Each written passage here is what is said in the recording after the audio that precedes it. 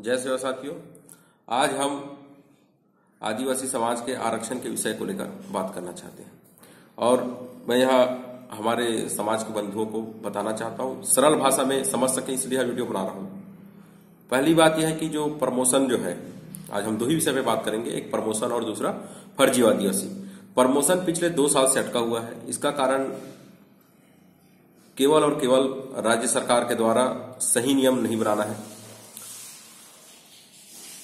और दूसरा हम फर्जी आदिवासी पे जैसे ही हम बात करते हैं तो इस विषय को थोड़ा सा गंभीरता समझने की आवश्यकता है।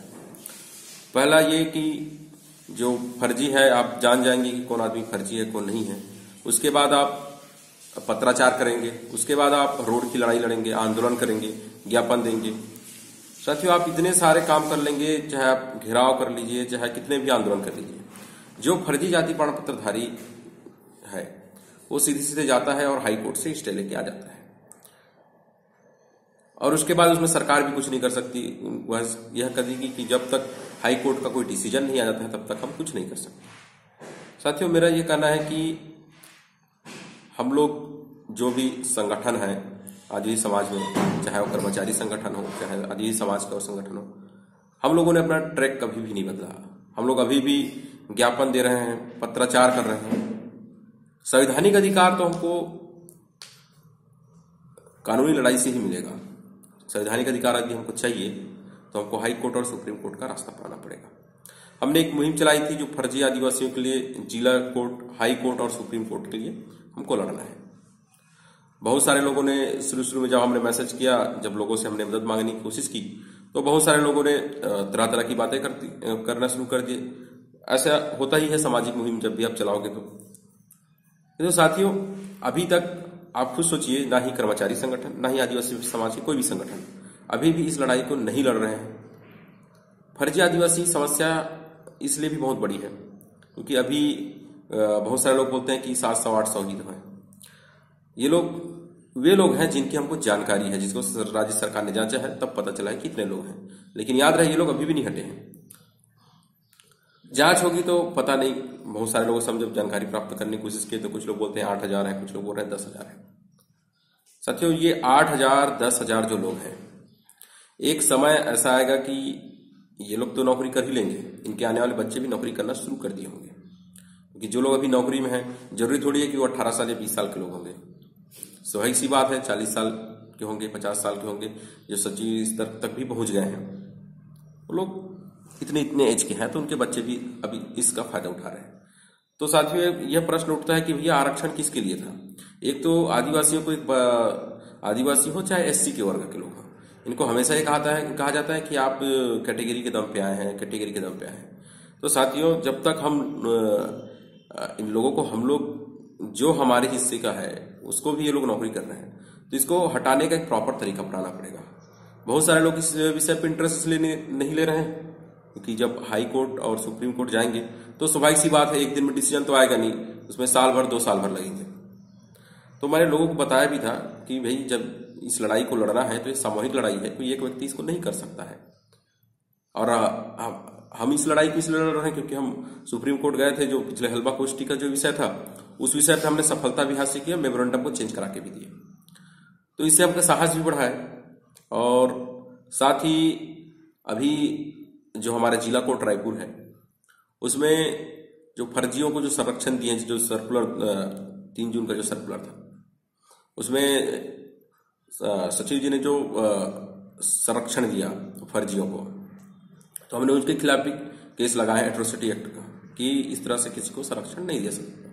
उसमें बयान भी हो गया है। तो साथियों, मैं यही कहना चाहूंगा, यह जो लड़ाई है यह छोटी लड़ाई नहीं है, इसको आप इसकी गंभीरता को समझिए। आप इसको लड़ने के लिए ऐसा नहीं है कि रोड में उतरने की जरूरत है, इसको लड़ने के लिए कानूनी लड़ाई है, तो कानूनी तरीके से लड़ना पड़ेगा। हम कितना भी पत्राचार कर लें, कितने भी मंत्री से मिल ले, मुख्यमंत्री से मिल ले, यदि वो अभी करने की उनकी मंशा नहीं है तो हम यही देख रहे हैं कि भाई वो जब चाहेंगे तब होगा। हम उनको देख रहे हैं कि जब वो करेंगे तब होगा। तो संवैधानिक अधिकार पाने के लिए हमको इसको प्रॉपर तरीके से लड़ना पड़ेगा और इसके लड़ने के लिए केवल एक व्यक्ति नहीं, सभी लोग जो भी अधिकारी हैं, कर्मचारी हैं, सबसे पहले तो ये करिए कि आप जो है इसके लिए आर्थिक सहयोग करिए और इसमें मिलजुल के काम करने की आवश्यकता है, तभी ये सफल हो पाएगा। नहीं तो आप लोग बस कहते रहिएगा कि फर्जी है, फर्जी है, फर्जी है। और बहुत सारे लोग इस मैसेज को डालने के बाद, या बहुत सारे मैसेज जो पिछले 6 महीने से कर रहा हूं, तो बहुत सारे लोग एक जन फर्जी हटाने के लिए, 2 फर्जी हटाने के लिए, आप चाहे 1 फर्जी को हटाइए, चाहे 2 फर्जी हटाइए। आप याद ये चीज समझ लीजिए, जब भी आप फर्जी हटाने के लिए केस जाएंगे हाई कोर्ट में, तो आप रीट डालेंगे, और जो भी रीट होता है वो सिंगल बेंच के सामने होगा। तो उनके लिए तो डबल बेंच से पहले ही फैसला है, सुरक्षा के लिए, फर्जियों की सुरक्षा के लिए पहले से ही उनके पक्ष में फैसला है।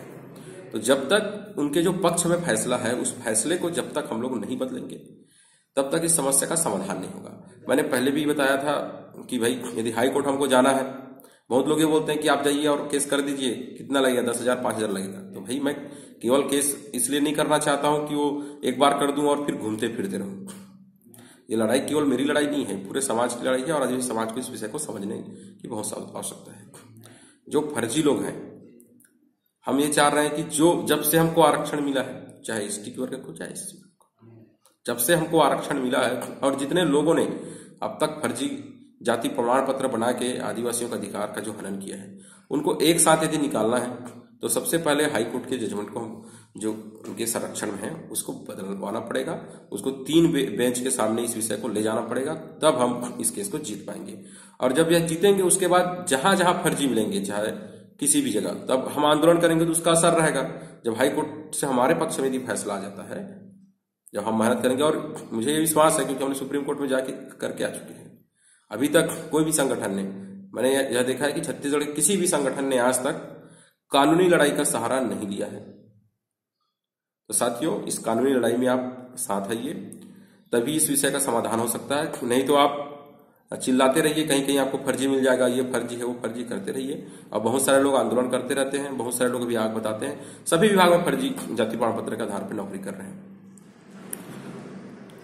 तो इसका एक ही समाधान है, उसका एक ही तरीका है कि आपको जिला कोर्ट, हाई कोर्ट और सुप्रीम कोर्ट में एक साथ लड़ाई लड़नी पड़ेगी। और इसके लिए जब तक हम धन संग्रह नहीं करेंगे, तब तक होगा नहीं। यदि किसी एक के सहारे या किसी हम या केस भी लगा देते हैं, तो उसके लिए फिर हमको बार बार दौड़ना पड़ेगा। तो मैं आपसे यही कहना चाहूंगा, फर्जियों को हटाना है तो उसका एक ही तरीका है, और इस तरीके पे चलना ही पड़ेगा, तभी ये फर्जी हटेंगे। नहीं तो ये अभी तक जितने सालों से समस्या बनी रही है, वो समस्या आगे भी जारी रहेगा। चाहे कोई भी सरकार आ जाए, इस समस्या को एक समाधान नहीं कर सकता, इसी एक ही तरीका है। और रही दूसरी बात, जो प्रमोशन है, प्रमोशन में तो राज्य सरकार सक्षम है नियम बनाने के लिए। और जब तक राज्य सरकार ने हमको हाई कोर्ट से जब ये पहली बार जब ये नियम खारिज हुआ था 2003 का, तो हमको अवसर भी मिला था। लेकिन कुछ लोग जो गए वहां पे नियम बनाने के नाम पे केवल 32% लिख दिया, और एससी में 13% लिख दिया, जबकि जो नियम बनाने की जो शर्त थी, उस शर्त को पूरा नहीं किया। इसलिए अभी आदिवासी समाज का 2 साल से प्रमोशन नहीं हुआ है। यदि प्रमोशन चाहिए तो इसके लिए, प्रमोशन के लिए तो सरकार के ऊपर दबाव ही बनाना पड़ेगा, तभी ये बन पाएगा। और जितने भी संगठन है, चाहे कर्मचारी संगठन है, चाहे आदिवासी और बहुत सारे संगठन है, तो मैं उनसे कहना चाहूंगा कि इस विषय पे अपनी बात को क्लियर करें कि वो वाकई में आदिवासी के साथ है कि नहीं है, फर्जी विषय आदिवासी को हटाने के साथ है कि नहीं है। क्योंकि ये छोटा विषय नहीं है। यदि कोई युवा यदि पढ़ाई लिखाई कर रहे हैं, तो वह इस बात को समझ लें कि जब तक छोटे पद में जो रहेगा आदिवासी कर्मचारियों का, जब तक प्रमोशन नहीं होगा, तब तक नए पद खाली नहीं होंगे। और जब तक ये फर्जी नहीं हटेंगे, तब तक आप यह मान के चलिए कि आप जब पढ़ाई कर रहे हैं, तो आपका कंपटीशन केवल अपने ही वर्ग में नहीं है, आपका कंपटीशन उन फर्जियों से भी है, जो फर्जी आपके नाम से जाति प्रमाण पत्र बना के, समाज के नाम से जाति प्रमाण पत्र की नौकरी कर रहे हैं। तो आप यह समझ लीजिए कि ये केवल और केवल कर्मचारियों का विषय नहीं है, केवल और केवल छात्रों का विषय नहीं, ये पूरे समाज के पढ़े लिखे जो लोग हैं उनका विषय है, जो लोग पढ़े लिख के आगे नौकरी करना चाहते हैं उनका विषय है। तो इस विषय की गंभीरता को समझिए। और मैं कहना चाहूंगा जितने भी कर्मचारी अधिकारी हैं, यदि मैंने पहले मैसेज भी किया था, अपना अकाउंट भी दिया था, किंतु उसमें कुछ लोगों ने मदद की, कुछ लोगों ने हमेशा इसको गुमराह करना चाहा, इस लड़ाई को। क्योंकि जब भी कोई अच्छी लड़ाई लड़ने की बात होती है, जब भी हम कोई अच्छा काम करना चाहते हैं, तो लोगों का स्वाभाविक सी बात है, कुछ इधर उधर करते रहते हैं। इसके लिए इस वीडियो के साथ साथ मैं आपको इसका जितना भी हमने अभी तक जो काम किया है, जिन जिन लोगों के पास हमने इनकी मदद के लिए गए हैं, उनके भी मैं मतलब जानकारी आपको एक मैसेज बना के भी आपको मैं डाल देता हूँ। धन्यवाद।